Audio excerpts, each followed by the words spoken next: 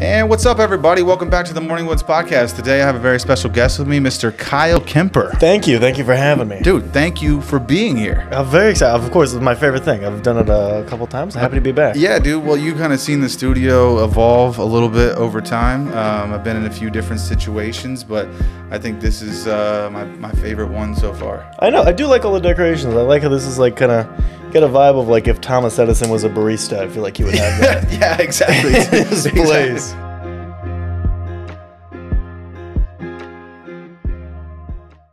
I think the light bulb would not have caught on if like this is what it looked like. Yeah, it was just a fucking a mesh thing wrapped around a little piece of glass. He'd be like, "Hey guys, look what I invented." They'd be like, "Relax, like, dude, what is that?" Dude? He was like the first steampunk, bro. Yeah, for Thomas sure. Edison was the first steampunk. He doesn't get enough credit, bro. Dude, here's the thing. You don't think about it. How much pussy do you think he got off of inventing the light bulb? Well, how much pussy could he see at night? You know what I'm saying? Yeah. He might have been the one to encourage someone to invent the razor to shave down there after you started being like, whoa, what the fuck is happening? Maybe there were points where he's like was having sex with someone who did not look great, and he could see them fully because of light bulbs. Yes. You know, he had a shit ton in his house. He got the employee discount. Dude, that's what I was going to say. He had a lifetime supply of light bulbs. Yeah, and then he's probably like, maybe I shouldn't have invented that. This bitch is ugly.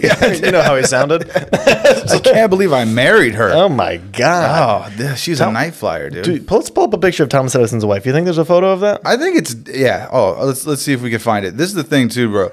It's a little bit different, like having sex in candlelight versus having sex with like full LEDs going on. You know what I mean? Everything is all. You've had sex in candlelight?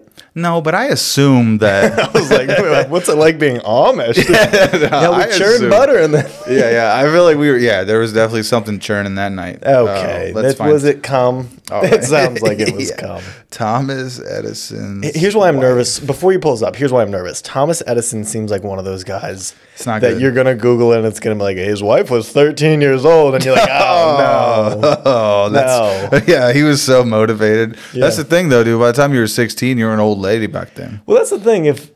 Dude, here's the thing. She looks old, but then like if you Google it, it's probably like, because look at the difference, though. Yeah, in them. You know what I don't like? They look kind of like brother and sister. That's what's throwing me off. They definitely do. Her name was Mina Miller Edison. Yeah. Mina, that's already. Nobody's like, meaner than Thomas Edison's wife. Oh, no.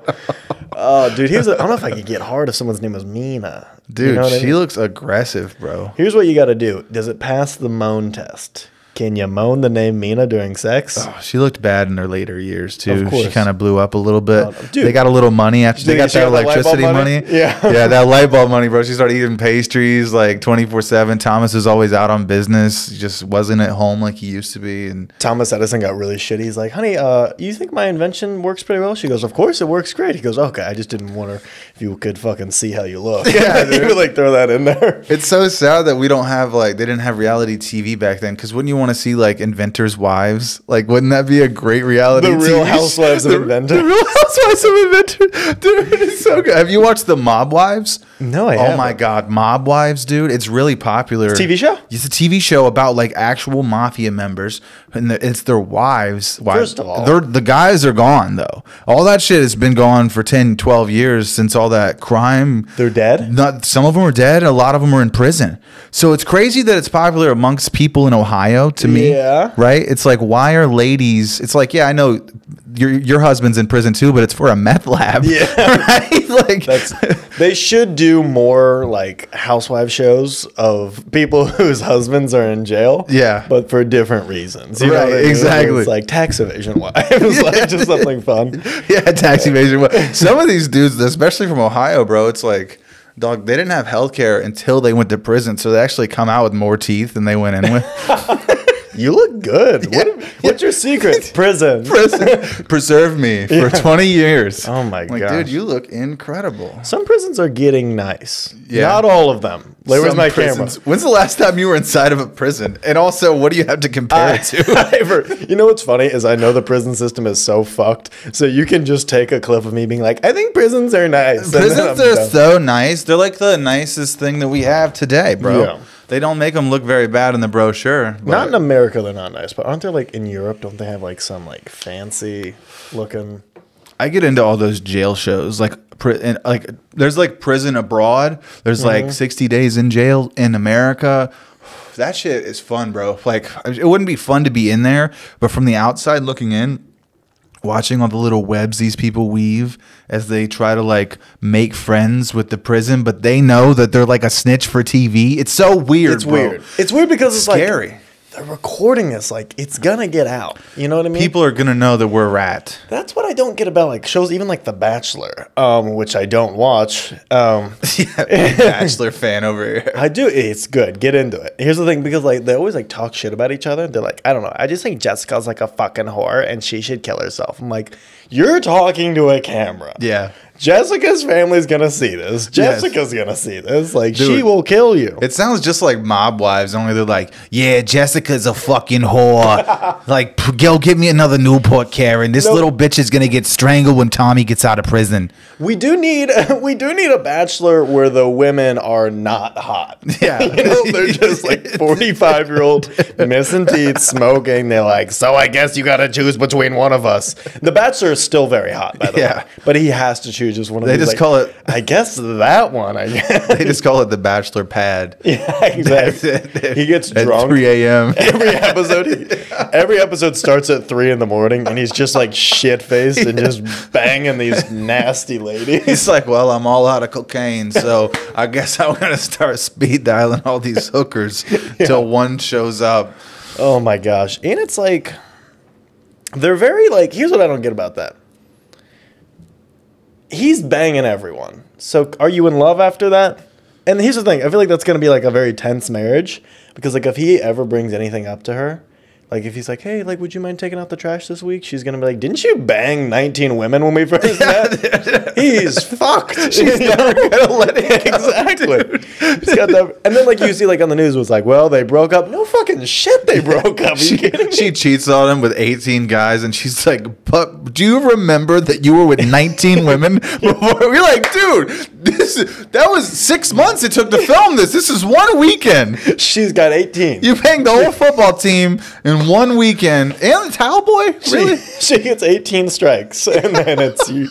But if you go over that, then we got problems. It's like, you chose this lifestyle, you piece of shit. That's very funny. I don't know how, like, you can apply for that. You can just apply for that show. Really? Yeah. And you should do it, bro. I almost feel like you would get picked.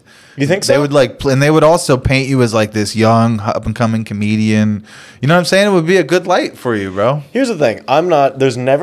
They're always muscular. They're always like strong looking. Mm-hmm. I am not that. Because there's always like a scene where it's like, this date you're going to the beach, and then he always like gets out of the water in slow motion. He looks handsome. They're like, ooh. Like if I get out of the water, then I'll be like, ooh. You know, like they do a little bit of that. I'm not saying I'm ugly.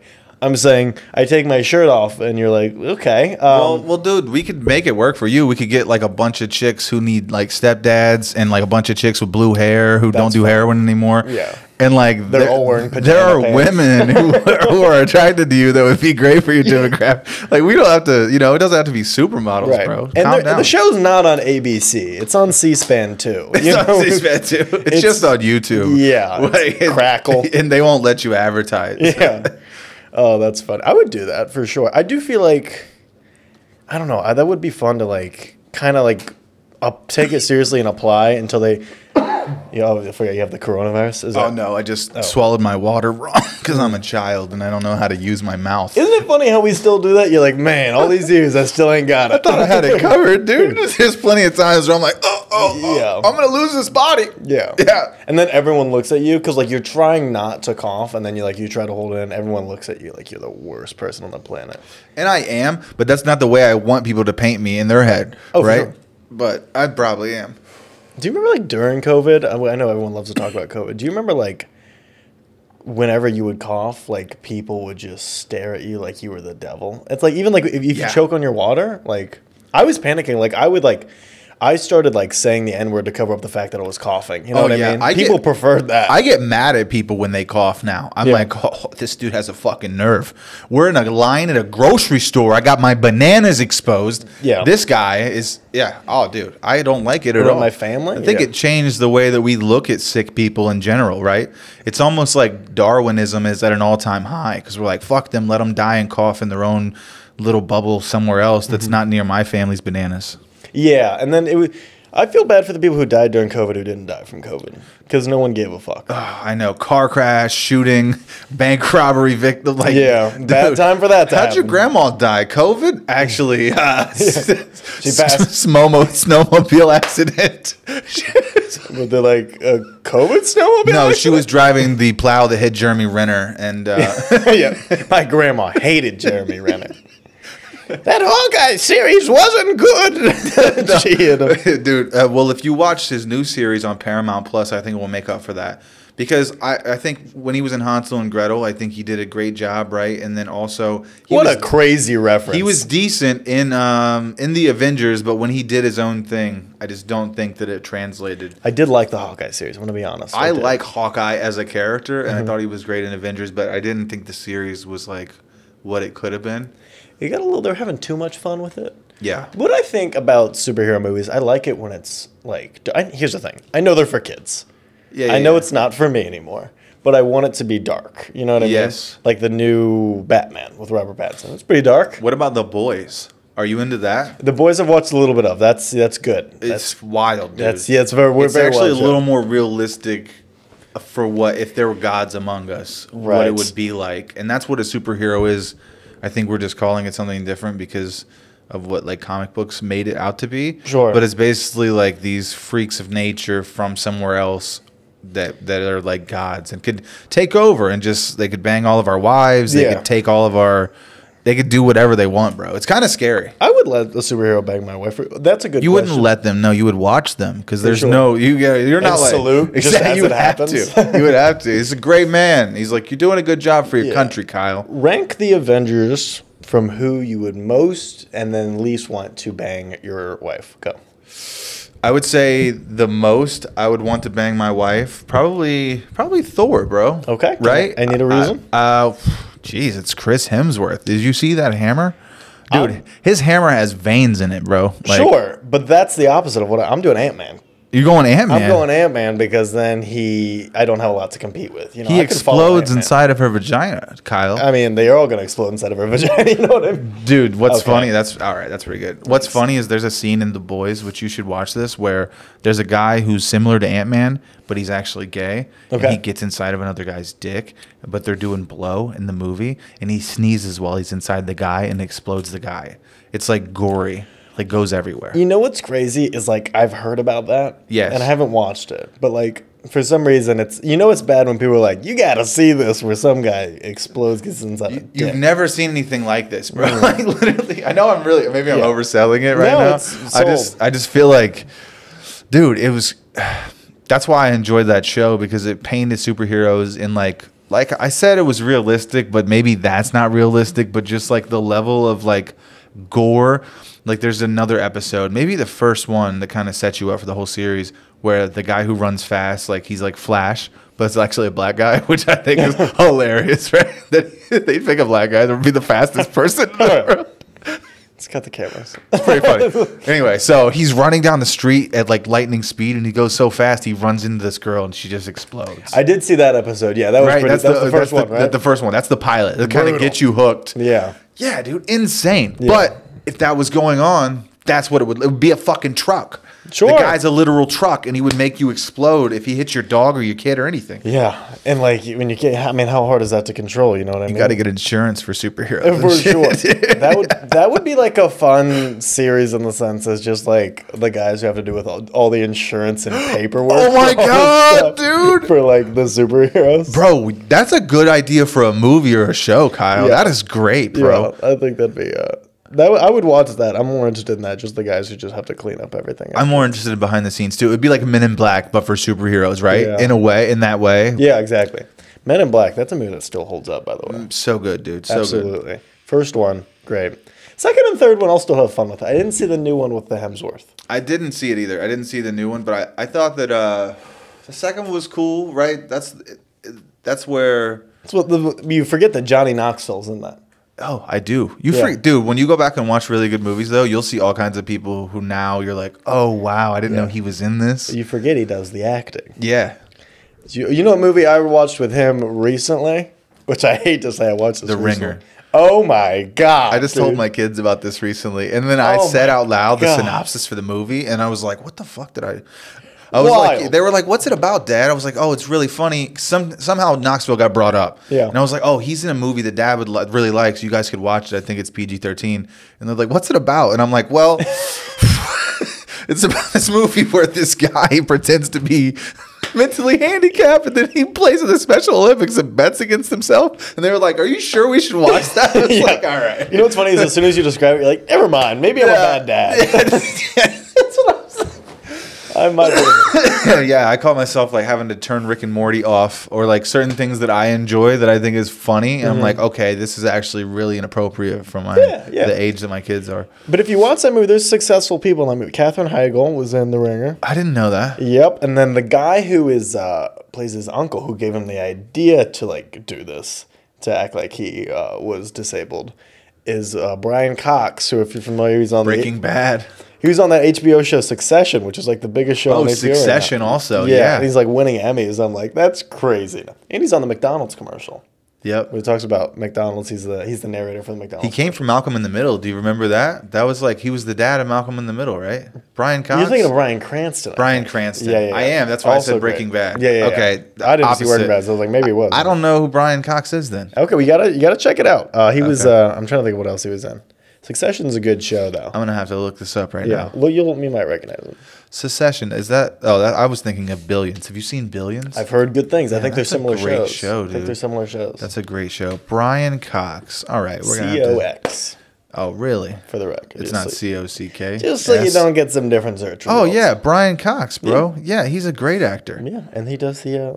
Like, I really stress that he does the narration for the McDonald's commercial. Was he in... Oh, he wasn't in Dodgeball. It was he's the one that's pushing Knoxville the whole time. Exactly. To like, he's like, come on, you got to get out there. Has a cigar in his mouth. Yeah, dude. He's a great actor. He's great. Yeah, he really sold that role. Yeah. He gave it his all and everything. Dude, I'll tell you someone who really surprised me. I don't know if you're a big movie buff. Have you ever seen Gangs of New York? I know of it. I don't think I've fully seen it. Okay, so it's a really good movie, especially like for its time. I think it was like huge, right? DiCaprio was in it. I went back and watched it a few years ago, and I caught, oh, this mic is falling. I knew that it was. That mic was trying to bail on that I know, story. bro. I know. It was like, it was like, I'm out of here, dude. Just trying to find a different job at a different podcast. But I saw John C. Reilly, from Step Brothers and Talladega Nights. But this is not a comedy movie. This is a really serious drama. But this is really way earlier in his career before he had done So sometimes I think like you see people who have this range, but they don't really find like their role or like the thing that really fits them until way later in their career. Sure. Maybe you're in your 40s or 50s before you get your big break that kind of like people remember you for. Sure. Yeah. John C. Reilly is great. I mean, like he was also in like The Aviator with I haven't seen that. Also Leonardo DiCaprio and Martin Scorsese from about drama. And then he sings. He was in what's that musical he was in? Chicago. He was in Chicago. I didn't know he was in Chicago. Yeah, he was. He's a multi-talented guy. The musical. I'm sure at one point he was in Chicago. Yeah, it had to be. Had to be. Everyone has to be in Chicago. At least one time. Yeah, I went one time. Yeah, how was it? It was great. Isn't it weird that everyone like freaks out about Chicago now? Ask like any uncle about Chicago. They're like, it's being torn apart. Like you can't go up there without getting shot. Cities in ruins. Yeah, and it's like I know people who live there, and I think they're saying it's okay.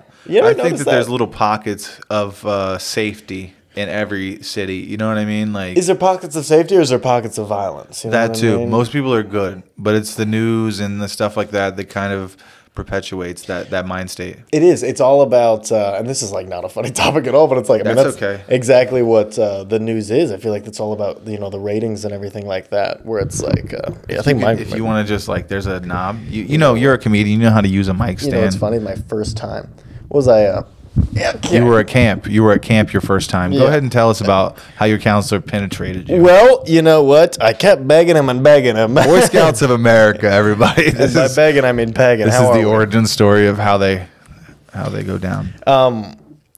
Yeah, they're not doing great, the Boy Scouts. But what was it? Dude, is it moving again? Okay, yeah, you had to really lock it in. Okay. We're going to get new stands or figure out how to adjust these. Or muscles. It's a new studio. Okay, guys. We're going to get some muscles. Better? What if we found out we couldn't hear any of it, like the whole podcast? Well, I see our levels going up there. You're right, though. That is a thing. That is a thing. Has that ever happened where you like get into it, you're like, none of that was usable? Well, if you look, actually, I just recently Never posted watched the podcast. Okay, so I recently posted anybody who's like on Facebook who's watching this, I recently made a post like celebrating like how I've reached 70 episodes, but this is actually my 70th episode that's going to be published. Wow. Right? So shout out to you. Thank you for being here. Thank you. On the 70th episode. I prepared a speech. Really, save it for your best man a speech. Okay. All right? That's what you can do. I know it's just going to be the same thing with his name instead of mine. I think that's a little rude, to be honest. Can I do a quick synopsis of the speech? 100%. 9/11 was an inside job. Okay, we don't promote that here at the Morning Woods, but we have got 70 episodes without mentioning 9/11 whatsoever. So thank you for letting me. Sorry about that. Yeah. I didn't have a speech. This is an emergency. That's what he means. No, but so yeah, there's been like 3 or 4 where there's either been like technical issues or like just the podcast just didn't go. It was something went awry, right? And I think that will happen from time to time. Mm-hmm. But I'm also getting better like editing them and like kind of like ways to work around little things like that if I can, as far as like maybe the lighting or the sound, or you fix as much as you can. But if it's not producible or it's not like, there's been a few that they didn't stand up to the other stuff that I was putting out at the time. And I'm like, okay, I'm already not happy with how it looks. Mm-hmm. Like, and I already don't really know how to do this. So like, why am I going to put out one that I know is shitty? So there's been a few like that, but I don't know. You learn as you go. Like you grow with this thing. I kind of been. I mean, that's amazing. The fact that you're getting content out there. Do you feel? First of all, congratulations on 70 episodes. That's a big deal. Well, thank you, everyone. Do you shut the fuck up? I storm out. That's where I come unglued. I don't know which one is that. I might be playing music. It might be the applause. I don't know. I don't have the whole podcast. There's applause. I need to hire someone. Where's Mark when you need him? There was applause for that 9/11 thing. But do you find that you're very hard on yourself when it comes to content? Because that's my problem. I know I got to get better. Social media is the name of the game right now in comedy. And do you find that, like, whenever like I have a clip or something or a video, I look at it and I go, I hate this, and I got to get better at getting past that, because I know that like it's not about me. It's not about whether I like it 100%. Yep. Someone out there is going to like it. Yeah. But also, I feel like I'm too much of a perfectionist. Yeah, I think you're going to hate it no matter what when you look back. So you might as well just get to posting. You're right. Like, I look back on stuff from like a month ago and I'm like, why did I even think that was a good idea? Or even like content, like not just content, but like jokes too. And I know you've done this where you're like a couple months into the bit or 6 months later or whatever, you write something that's like way better and you're like, I don't even know why I was trying to say that. Mm-hmm. You're like, it was a way to get you through to the next best thing, right? Like that, but that's how we grow and evolve as people and as artists. Yeah, I do understand that part. Like I said, it's all about there is, so I mean, as both of us being comedians, do you think I believe we're in a stand-up comedy boom right now? A big upswing. Yeah, but in a different way. I mean, obviously you've had many comedy booms over the year, but right now it's like, I think TikTok and Instagram is where people are discovering it. It's definitely big on there, but also YouTube specials. See, there's been a new with guys like Sam Morril, and then you had Mark Norman, and then you had Andrew Schultz, and then you had Shane Gillis. So you've had a few guys in the last few years really put out some heat online for free for the people. And I think that kind of changed the game as far as where people are consuming their stand-up comedy. Does that make sense? Right. And also the kind of stand-up comedy that you can post on YouTube is a little more free range. Mm-hmm. So that is just, I don't know. I think that it's all changing, and I'm always trying to adapt. So I love talking about it and figuring out like what are the goals and the strengths and weaknesses of other comedians and myself all the time to try to figure out how we can all make this better. You know what I mean? Because like when we talk about it, it helps other people who are behind us too, right? So no, I agree with you with that, and I think that's honestly the name of the game right now. Rather than, there are a lot of people who are like, well, I got to wait till somebody buys this special. I'm like, no, put it out there. Put it out. Get as many views as you can for free. I mean, that's shareable too. That's a big thing on YouTube. If I think something's funny, I'll hit a button, I'll share it to you. Yeah. Can't do that on Netflix. I got to be like, you should watch this thing, and you're not gonna watch it. Yes. Netflix is not as integrated into the phones. Yeah, it's more of a private viewing experience because it's monetized, so there's a cap. Right. It has to be some sort of wall because this monetized. Does that make sense? And they're cracking down on the Netflix password sharing. Did you hear about this? They are, but dude, they've been dealing with it for so long, the same as Walmart, because pilfering is something that's been keeping big companies in business since the beginning. They deal with a little bit of that every year, no matter what, right? Yeah. But I didn't hear that, though. What do you know? You tell me more about it. Yeah, so I was on the phone with the CEO of Netflix the other day, and he told me, could you tell him to give me a call? Cause your boy. No, I just saw that they're like at the end of March, we're really gonna start cracking down on it. I go, why wait? Why not just do it now? Yeah, I think it's a good thing. I do, because I think if you don't crack down on it, then like that's going to become your family heirloom. You're just passing down Netflix passwords from generation to generation. This was your grandfather's password. That's good. You know. Now it belongs to you. It's capital F Fartmaster 69. That's what it is. Oh, okay. So. Yeah, dude. Netflix, man, they got to make money too, right? They got to make money too. They're doing okay. And if you think about this, though, if you make it kind of a normalcy to pay for your stand-up or like your sketches or whatever, that kind of incentivizes people to go ahead and pay for your stuff on your website too once you release whatever you're doing. You know what I mean? And I think Louis C.K. is a great example of kind of an easy way to make your stuff affordable for everyone, and then you can also make money as a content creator just by having your own website and kind of doing it yourself even without YouTube. Right? I think that's going to be my model, is to put out some sort of piece within the next 12 months or so, to kind of like do like a 20-minute, maybe like a 25-minute piece, and just like burn all the stuff that I've been working on and start fresh.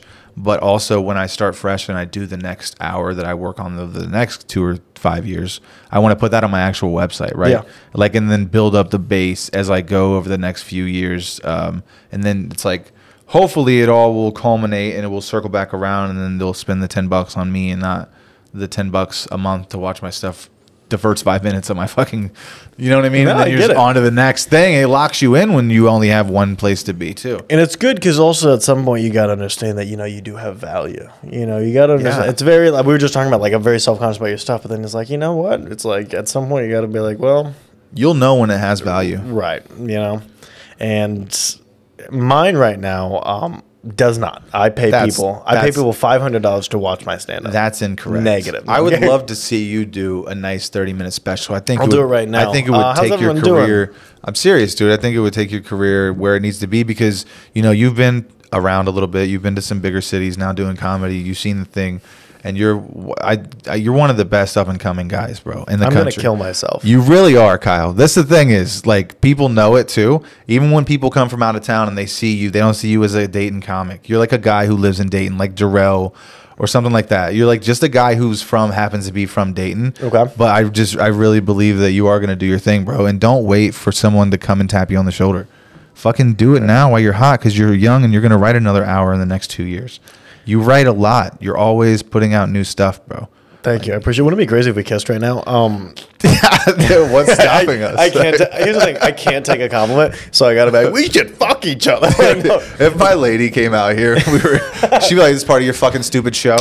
Is this why you have me and the kids locked in the back of the house so you can fucking kiss your gay friend? Don't say locked. Well, if you hear any scratching on the door, these ball gags are working. Thank you, Amazon. Shout out to Bezos. God. You know what's crazy is, what if we did kiss? I think it'd be like funny if it was like for 30 minutes and then someone's like, hey, I watched your last episode. It was good until you kissed.